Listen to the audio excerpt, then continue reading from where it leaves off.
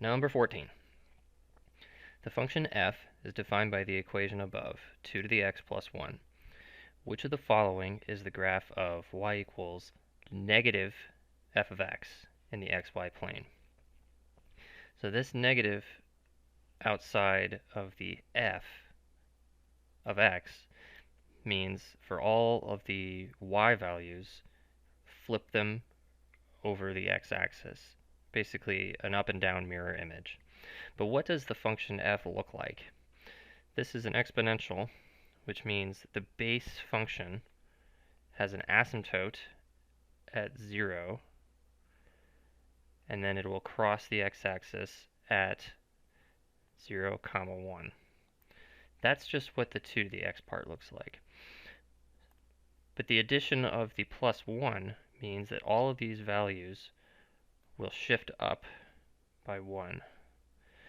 So the asymptote will occur at the function y equals 1, but it'll shift up. Everything shifts up so that it has a y-intercept of 0, 2.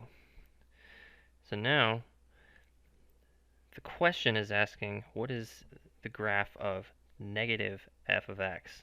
So if we take all of the values in this pink function and we mirror them across the x-axis, what will it look like? So let's start with mirroring the y-intercept.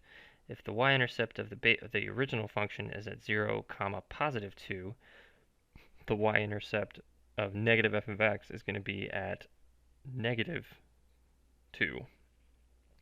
Now where will the asymptote be? If it's at y equals positive 1, then the asymptote is going to be at negative 1.